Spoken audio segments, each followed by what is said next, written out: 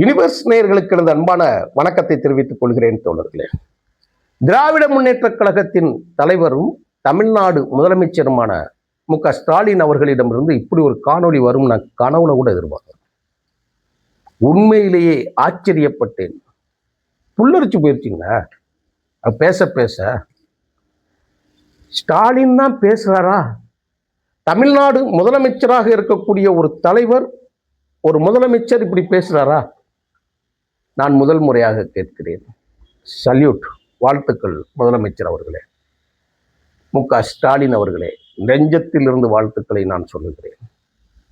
உங்கள் உணர்ச்சி பூர்வமான பேச்சுக்களையும் தமிழ்நாட்டினை பாதிக்கிறது என்று தெரிந்தவுடனே நீங்கள் வெளியிடக்கூடிய அந்த கருத்துக்களையும், அந்த கருத்துக்களில் இருக்கக்கூடிய செறிவையும், அந்த செறிவில் இருக்கக்கூடிய கோபத்தையும் பார்க்கிற பொழுது சின்ன குழந்தைக்கு கூட உணர்ச்சி வரும் என்பதை யாரும் மறுக்க முடியாது.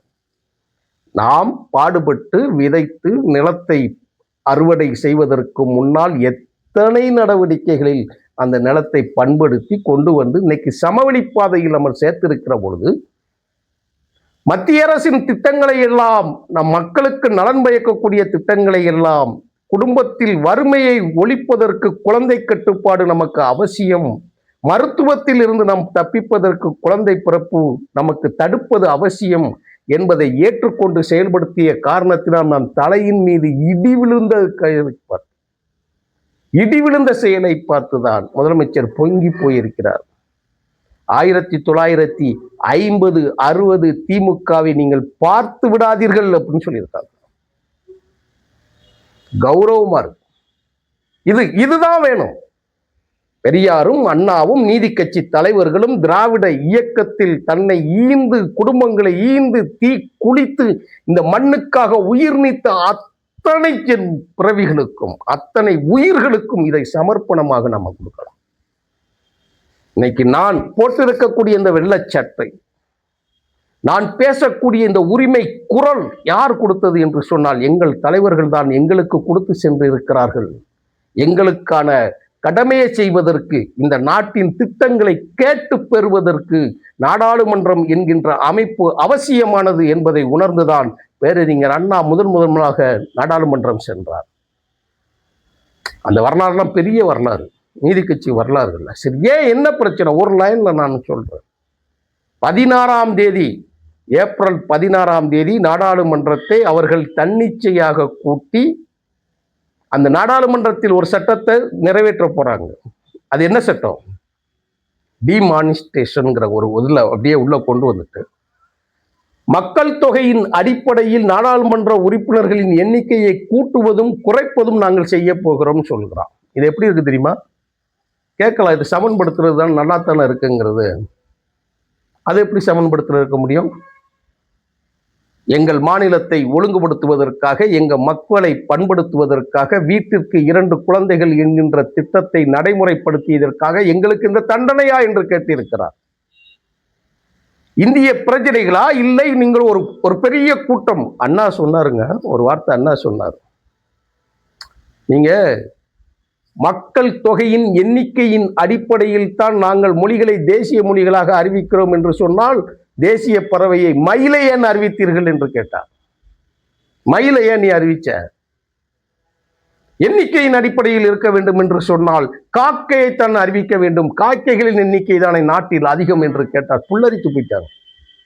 எண்ணிக்கை பெரும்பான்மை எங்கள் இனம், எங்கள் இனத்தை செழுமைப்படுத்துவதற்காக, எங்கள் குடும்பங்களை கட்டுக்கோப்புப்படுத்துவதற்காக, மாறி வரும் நவீன உலகத்தில் கல்வி தனியார் மையம் ஆகிவிட்ட பிறகு அனைவருக்கும் கல்வியை கொடுப்பதற்காக வியாபார பொருள்களாக மாறிவிட்ட கல்வி நிலையங்களுக்கு செலவழிக்கக்கூடிய திறனை ஊக்கப்படுத்துவதற்காக குழந்தை கட்டுப்பாடு திட்டத்தை நாங்கள் அறிவிப்போம். எங்க வீட்டுல எல்லாம் பாத்தீங்கன்னா 6 பேர் இருக்கும்.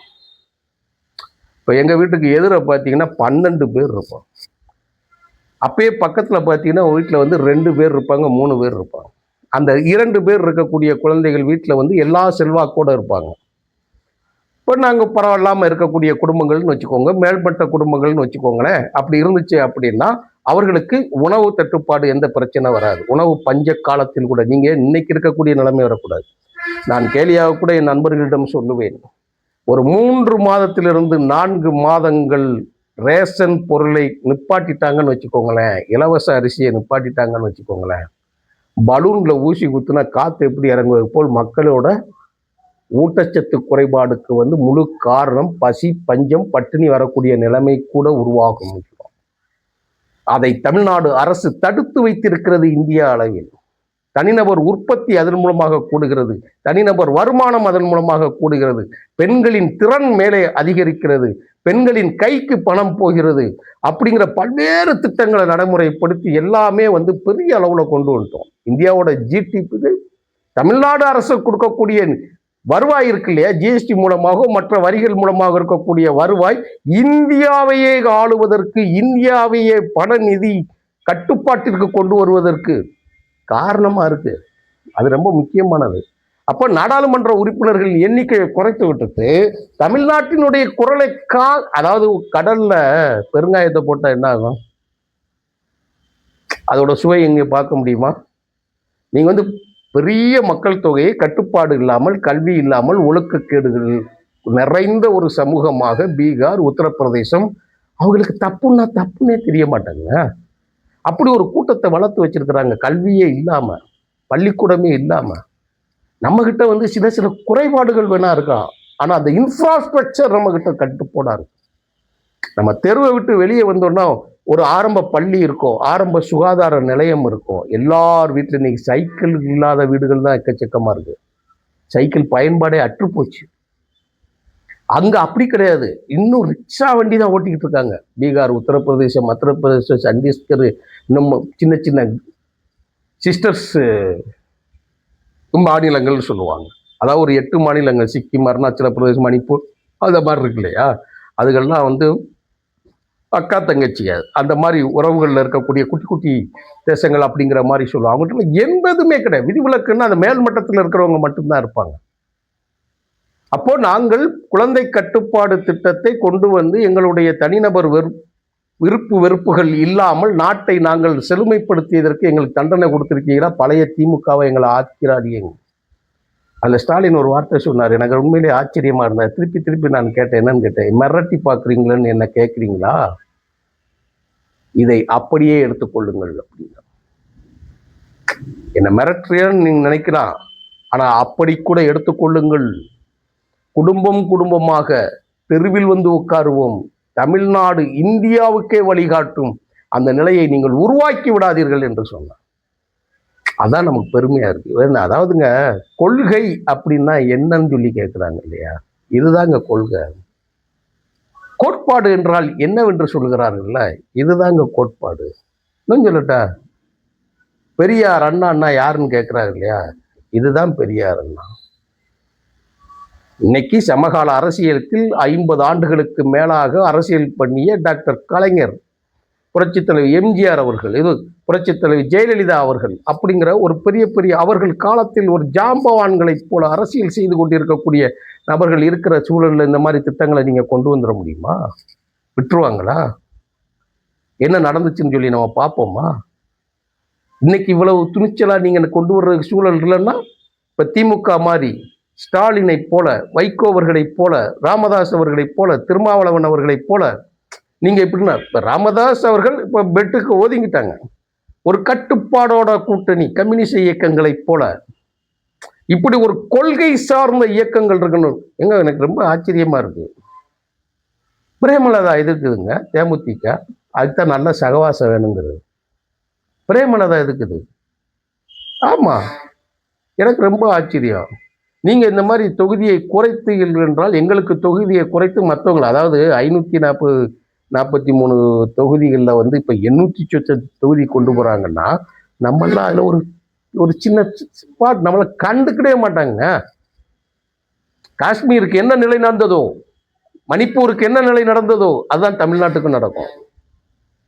இது ஒன்றும் சாதாரண பிரச்சனை இல்லை. ஸ்டாலின் அவர்கள் கொந்தளித்து கொடுத்திருக்கக்கூடிய அறிக்கைக்கு பின்னால், காணொலிக்கு பின்னால், அவருடைய எச்சரிக்கைக்கு பின்னால் தேர்தல் நடக்கிறது என்று நான் பார்க்க மாட்டேன், தெருவுக்கு வருவேன் என்று முதலமைச்சராக ஒருத்தர் சொல்லுகிற பொழுது நெஞ்சம் மிருதுக்கு ரொம்ப கம்பீரமா இருக்கிறார். இதுதான் கொள்கைங்கிறது, இதுதான் கோட்பாடுங்கிறது, இதுதான் சரியான நபர்களால் வளர்க்கப்படுகிறதுங்கிறது. நேரடியா மோடிக்கு எச்சரிக்கை, அதாவது பிரதமருக்கு எச்சரிக்கை. பிரதமர் அந்த பதவியில யார் இருந்தாலும் சரி, நேரடி எச்சரிக்கை. இது தமிழ்நாட்டின் குரலாக திராவிட முன்னேற்ற கழகமும் கூட்டணி கட்சிகளும் எதிரொலிக்கும் அப்படிங்கிற ஒரு இதை கேட்கிற பொழுது பேரானந்தமாக இருந்தது. அது நடக்கும் என்று நம்புகிறேன். ஏனெனில் அந்த குரலில் உறுதி தெரிகிறது. எங்களுடைய தலைவர்கள் ஒருபோதும் குப்பைகளை வளர்த்து விடவில்லை என்கக்கூடிய உணர்கிற நேரம் இதோ வந்துவிட்டது. களம் காண்போம், வெற்றி பெறுவோம். நன்றி, வணக்கம் தோழர்கள்.